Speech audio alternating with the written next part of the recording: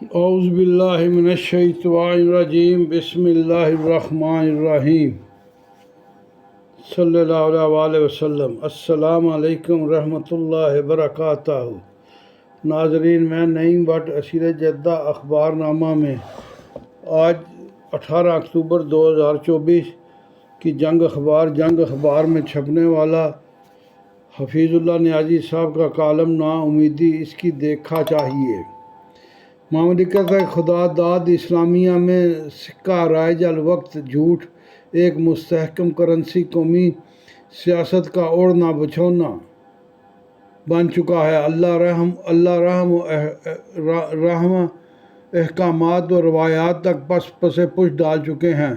بات حتمی جھوٹ سے اب داد و تحسین وصول کر سکتے ہیں، مضموم ایجنڈا پایہ تکمیل تک پہنچا سکتے ہیں۔ تاریخ کی جمع تفریق میں جھوٹے سیاستدانوں کے طور پر نمایاں مقام ملے گا۔ SCO سربراہان کانفرنس کی کامیابی پر حکومت کو مبارکباد۔ سربراہان کانفرنس کی کامیابی پر حکومت کو مبارکباد۔ کانفرنس کے کامیاب انعقاد پر جہاں بین الاقوامی سطح پاکستان کا وقار بلند ہوا، وہاں حکومتی اعتماد میں بھی بھرپور اضافہ ہو چکا ہے۔ چینی وزیر اعظم کے 3 روزہ دورہ نے مزید 4 چاند لگا دیے۔ CPEC کے درجنوں منصوبوں پر دستخط ہوئے۔ دہشت گردی کا کلہ کما کرنے اور پاکستان کو غیر مستحکم کرنے کی ہر کوشش کو ناکام بنانے کے عزم کو دہرایا گیا۔ چینی وزیر اعظم کی حمایت ایک گارنٹی موجودہ مشکل حالات میں حوصلہ افزا ہے۔ SCO کانفرنس کے تناظر میں تحریک انصاف کا کردار بھی ناقابل فراموش۔ ہر طریقہ سے انتشار پھیلانے کی ناکام کوشش قابل ستائش ہے۔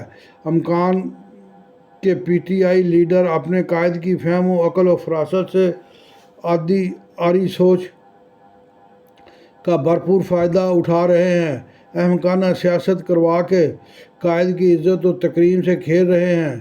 پریشانیوں اور تکالیف میں بدرجہ اتم اضافہ ہو چکا ہے۔ نئے بلند حوصلہ کے بعد حکومت حسب منشا آئینی ترامیم کروا کے کامیابی کے مزید جھنڈے گاڑنے کو ہے۔ قومی امید ہے کہ کل بروز ہفتہ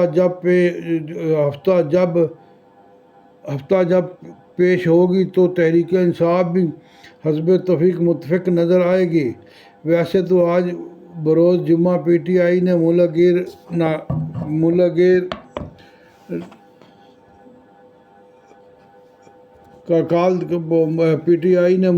ہڑتال کی کال دے رکھی ہے، جو ناکام رہنی ہے۔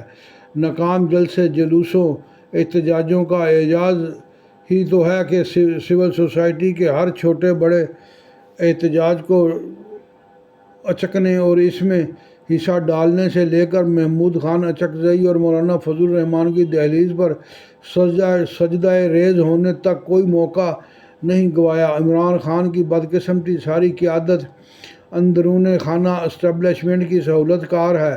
باہمی اعتمادی اندرونی لڑائی جھگڑے، کچھ فرضی کچھ اصلی، ملک میں انتشار کو ہوا دینے والی پارٹی اندرونی انتشار و خلفشار کا شکار ہے۔ آئینی ترامیم جب منظور ہوں گی تو ایسا آئینی بینچ بنے گا جو آئینی عدالت کے کوائف پورے کرے گا۔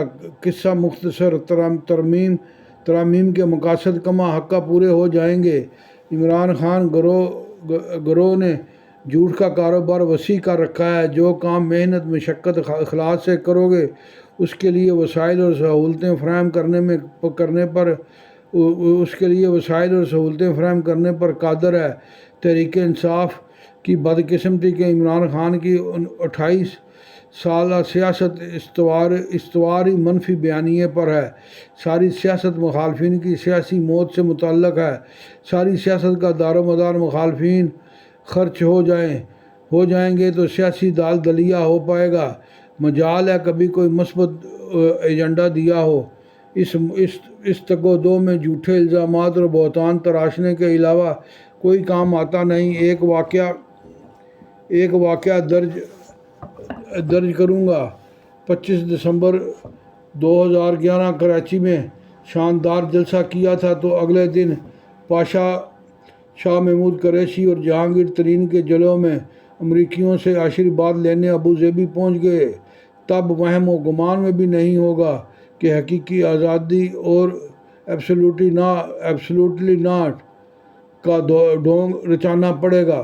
ساری سیاسی زندگی میں ایک کاوش بتائیں جو جھوٹ کا سہارا لیے بغیر پنپ پائی ہو۔ پچھلے 3 برسوں میں عمران خان کے جھوٹ پر جھوٹ نے ات مچا رکھی ہے۔ سائفر سے شروع جھوٹ آج لاہور کے کالج کی بچی کے ساتھ فرضی زیادتی کے جھوٹے اسکینڈل تک آن پہنچا ہے۔ 9 مئی کی گرفتاری کے بعد 13 مئی کو لاہور پہنچے تو پہلی پریس کانفرنس میں ثانیہ 9 مئی ہنگامہ کے حقوق ملکیت فخریہ بتلائے، تاریخی فقرے ادا کیے، مجھے گرفتار فوج کرے اور میرے مرکز احتجاج 9 مئی والا وزیر اعظم ہاؤس کے باہر کریں۔ تم مجھے پھر گرفتار کرو گے، تمہارے ساتھ یعنی کہ فوج کے ساتھ پھر وہی سلوک ہوگا۔ جب دیکھا کہ 9 مئی کے حقوق ملکیت والا پلان ہے تو حسب معمول پینترا بدلا کہ یہ فلیش آپریشن تھا، یعنی کہ فوج نے میرے مرکز کو بہلا پھسلا کر جلاؤ گراؤ اور توڑ پھوڑ کروائی۔ آخری خبر آنے تک فلیش آپریشن پر ڈٹ کر کھڑا ہے ہمارا کپتان۔ ضلع شاہ جب کار ایکسیڈنٹ کا شکار ٹکر مارنے والا پی ٹی آئی کا سابق ایم پی اے، آج بھی ضلع شاہ کی موت پر سیاست رچائی جا رہی ہے۔ طوالت کے ڈر سے یو ٹی ایم یا وضاحتی بیانات کو خاطر میں نہیں لا رہا، چنانچہ مثالوں میں صرف ان جھوٹوں کا احاطہ کیا جو وطنی انتشار بد امنی خانہ جنگی کے لیے زیر استعمال رہے۔ مکافات عمل کلثوم نواز بستر مرگ پر، شوہر اور بیٹی اڈیالہ جیل میں۔ کلثوم نواز کی فون پر خیریت معلوم کرنے کے لیے باپ بیٹی بلکتے رہے۔ عمران خان کو ترس نہ آیا، رانا ثناء اللہ کو جھوٹے مقدمہ میں پھنسایا۔ جون جولائی میں ایسا کمرہ جس کی چھت ٹین کی اور زمین کیڑے مکوڑوں چیونٹیوں سے بھری تھی، نہ تو رانا ثناء اللہ کی مونچھیں پکڑ کر گھسیٹنے کی حسرت پوری ہوئی اور نہ ہی رانا ثناء کے استحکام اور عزم کو گزند پہنچی۔ آج کل ملاقاتوں پر 10 دن کی پابندی پر ایسا شور و غوغا واویلا کے ایس سی او کانفرنس میں رکھنا ڈالنے کا ہنر آزما ڈالا۔ یاد کرو مئی 2019 میں جب نواز شریف وکیلوں اور دیگر ملاقاتیوں کی ہفتوں پابندی عائد کر دی گئی تھی، کون سی پریشانی جس میں آج آپ مبتلا ہو جو آپ نے اپنے مخالفین سے روا نہیں رکھی تھی۔ ظلم و ستم کی ایک داستان ہے جو سینکڑوں صفحوں پر منتقل ہونے کی متلاشی ہے۔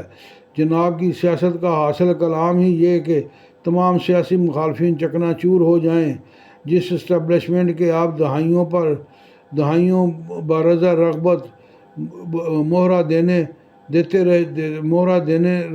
رہے، آج وہ سہولت کار بننے سے انکاری ہے تو میر جعفر میر صادق امریکہ کے چرنوں میں بھی ایبسولوٹلی ناٹ کا ڈھونگ بھی۔ اگر آپ کے سارے مطالبات تسلیم کر لیے جائیں، سب مخالفین تہ و تیخ ہو جائیں اور سنجیاں ہو جائیں گلیاں یا پھر ملک انتشار و افراتفری کا منبع بن جائے۔ عمران خان نہیں تو پاکستان نہیں، منصر مرنے پر ہو جس کی امید، نا امیدی اس کی دیکھا چاہیے۔ ناظرین، یہ تھا جناب حفیظ اللہ نیازی صاحب کا کالم، امید ہے آپ کو پسند آیا ہوگا۔